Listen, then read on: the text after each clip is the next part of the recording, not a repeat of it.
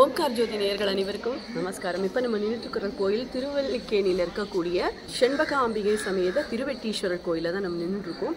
இது 7ஆம் நூற்றாண்டு கோவில், ரொம்ப பழமை வாய்ந்த புராதனமான கோயில். இப்போ உத்தராயண காலம் நடக்கிறனால சிவனோட லிங்கத்தோட மேலே நம்ம பாஸ்கரர், அதான் சூரிய பகவானுடைய ஒளிக்கதிர்கள் நேரடியாக படுறது. அந்த 6லேருந்து 6:45 தரிசனம் பண்ணுறவாளுக்கு மிகப்பெரிய பாக்கியம்னு சொல்லுவா. இந்த காலத்தில் சில கோயில்கள் எல்லாம் ரொம்ப பழமையான கோயில்களே உங்களால் பார்க்க முடியும். இந்த திருவெட்டீஸ்வரர் கோயிலுக்கு ஒரு புராணம் கூட இருக்குது. அது என்ன அப்படிங்கிறத நம்ம பார்க்கலாம். அதுக்குள்ளே நீங்கள் கோயில் ஒரு தடவை சுற்றி பார்த்துட்டு வந்துடுங்க. பொருளுக்கு அலைந்திடும் பொருளற்ற வாழ்க்கையும் துரத்துதே, உன் அருள் அருள் அருள் என்று அலைகின்ற மனம் இன்று பிதற்றுதே. அருள் விழியால் நோக்குவார், மலர்பதத்தால் தாங்குவார், உன் திருக்கரம் என்னை அரவணைத்துணர். இந்த தலபுராணத்தில் கவனிக்கப்பட வேண்டியது என்னன்னா, அர்ஜுனன் பாசுபதாஸ்திரத்திற்காக சிவபெருமானை வேண்டி தபசிருக்கும் போது சிவபெருமான் வேடன் வேடத்துல வந்து அவர்கள்ட்ட விளையாட்டு காமிக்கிறார். கோபம் வந்த அர்ஜுனன் என்ன பண்றார், நேர வில் எடுத்து அவர் மேல விட்டுடுறார். அவர் மேல ஒரு கோடு விழுந்துடுறது. அது லிங்கமா மாற அதன் மேல ஒரு கோடு இருக்கு. அதனால அது திருவெட்டீஸ்வரர்னு பேர் வந்தது. ஆனா அது காலப்போக்கில் மருவி திருவேட்டீஸ்வரர் அப்படின்னு அழைக்கப்படுறது.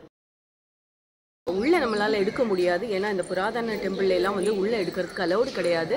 ஸோ இங்கே இருக்கிற இன்னொரு காசி விஸ்வநாதர் சந்நிதியும் இருக்குது. அங்கேயும் சூரிய பகவானுடைய ஒளிக்கதிர்கள் படுறது ரொம்ப விசேஷம். இன்னமும் பட்டுன்னு தான் இருக்குது. நம்ம எடுக்கக்கூடாது அப்படிங்கிறதுனால நான் எடுக்கலை.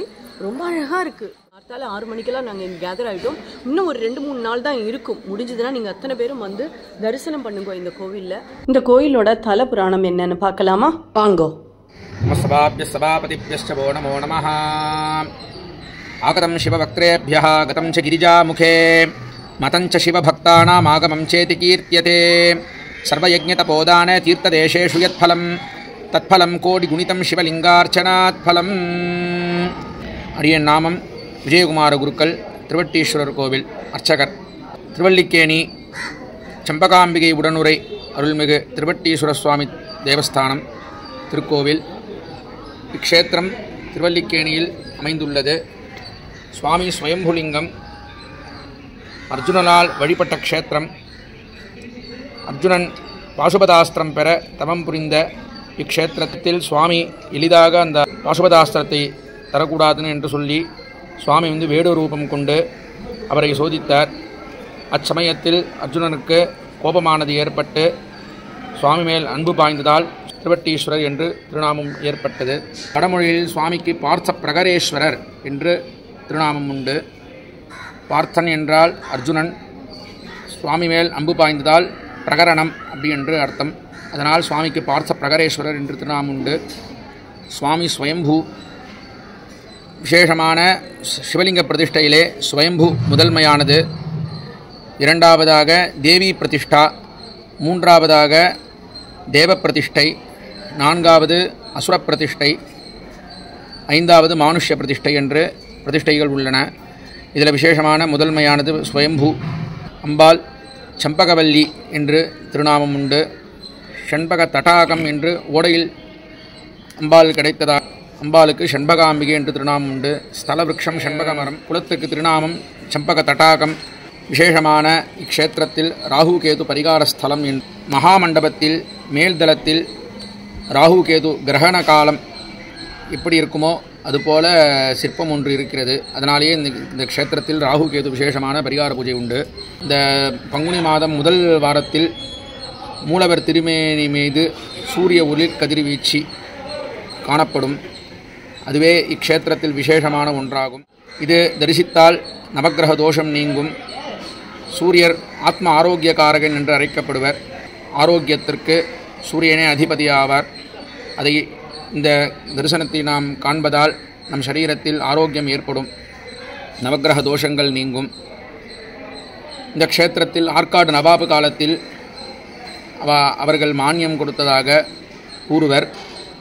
அதனாலேயே இன்றைக்கும் அர்த்தஜாம பூஜையின் பொழுது அருகிலே உள்ள அமீர் மஹாலிருந்து அர்த்தஜாம பூஜைக்காக பால் புஷ்பம் வழங்கப்படும். இன்று வரை அது சுவாமிக்கு அவ மூலியமாக நடந்துட்டுருக்கு. அதுவே இந்த க்ஷேத்திரத்தில் இந்த ஒற்றுமைக்கு ஒன்றாக ஒரு எடுத்துக்காட்டாக உள்ளன. மற்றபடி எல்லா உற்சவங்களும் உண்டு. இங்கே சித்திர மாதம் தொடர்ந்து சித்திர மாதம் பிரம்மோத்சவம் இங்கே விசேஷமான கொடியேற்றத்துடன் தொடங்கி 10 தினங்கள். அதில் 7ஆம் திருநாளாக திருத்தேர், 8ஆம் திருநாளாக 63 உற்சவமும் இங்கே வெகு விமரிசையாக நடைபெறுகிறது.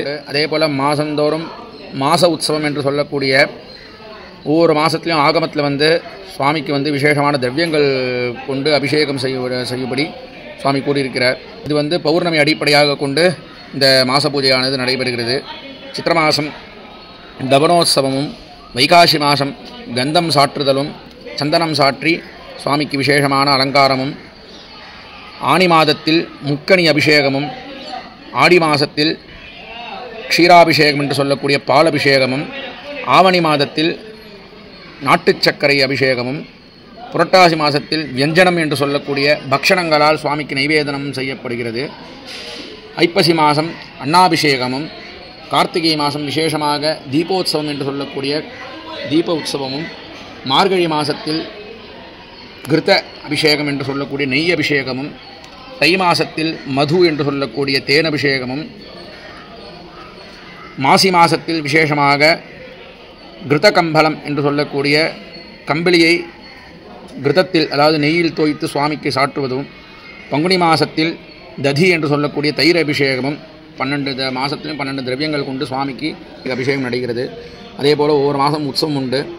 சுவாமிக்கு சித்திர மாத உற்சவமும், ஆடி மாதம் திருவாடிப்பூரம் அடியாக கொண்டு அம்பாளுக்கு 10 தினமும் உற்சவமும், கடைசி தினமன்று காலை 11 மணிக்கு அம்பாள் வளையல் சாற்றி அம்பாளுக்கு இந்த வளையல் உற்சவம் நடைபெறுகிறது. அதை அடிப்படையாக கொண்டு விசேஷமான பராயஷ்சித்தம் என்று சொல்லக்கூடிய பவித்ரோத்சவம் ஆடி மாதத்தில் பௌர்ணமி அடியாக கொண்டு 4 தினம் சுவாமிக்கு விசேஷமான யாகங்கள் செய்து பட்டு நூலாலான பவித்திரமாலை சுவாமிக்கு இந்த சம்பத்சர பராயஷ்சித்தம் என்று சொல்லக்கூடிய இந்த பவித்ரோத்சவமானது சுவாமிக்கு விசேஷமாக நடைபெறுகிறது. வருஷாந்திர தோஷங்கள்லாம் நிவர்த்தி ஆகினோம், இந்த மாதிரி காலங்கள் இந்த மாதிரி திரவியங்கள்லாம் லோப்பம் இல்லாமல் இருக்கணும்னு சொல்லிட்டு சுவாமிக்கு அந்த பவித்ரோத்சவம் நடைபெறுகிறது.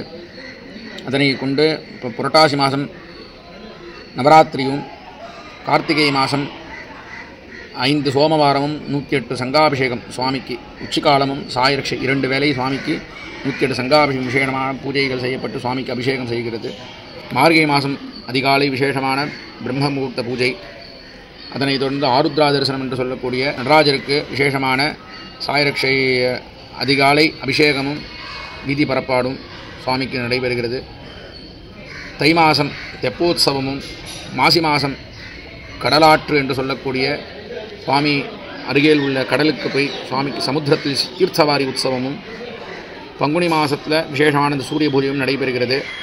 பக்த கோடிகள் அனைவரும் ஒவ்வொரு மாதமும் விசேஷமான இந்த பூஜைகளில் கலந்து கொண்டு சம்பகாம்பிகை உடனுரை திருவட்டீஸ்வர சுவாமியுடைய பேருருளை பெற்று இன்னும் 2 நாட்கள் இந்த சூரிய பூஜை உள்ளன. அதிகாலை 6:30 மணி முதல் 6:45 மணிக்குள் சுவாமியின் மீது சூரிய ஒளிக்கதிர் வீழ்ச்சி காணப்படும். அனைவரும் வந்து கலந்து கொண்டு இதை தரிசித்து பேருருளை பெறுமாறு கேட்டுக்கொள்கிறோம். சூரிய பகவான் தன்னுடைய கதிர்வீச்சுகளை சுவாமியின் லிங்கத்தின் மீது படர வைக்கும் அற்புத காட்சியை அங்கு வந்த பக்தர் திரு அருண்குமார் அவர்கள் எடுத்ததை பார்த்து நான் அவரிடம் கேட்க, நமது ஓங்கார் ஜோதி அன்பர்களுக்காக அன்புடன் வழங்கியமைக்கு மிக்க நன்றி கூறிக்கொள்கிறோம். உங்களால் முடியுமானால் இந்த அற்புத காட்சியை நீங்களும் வருகின்ற 24, 25ஆம் தேதிகளில் கண்டு களிக்கலாம். உங்களுக்கு தெரிந்தவர்களுக்கு முடிந்த அளவு இதை ஷேர் செய்யுங்கள். மற்றவர்களுக்கும் நன்மை நடக்க வேண்டும் என்ற எண்ணம் நமக்குள் வர வேண்டும் என்பதே நமது நோக்கம். அனைவரும் இன்புற்று வாழ வாழ்த்துக்கள். தொடர்ந்து இணைந்திருங்கள் ஓம்கார் ஜோதியுடன்.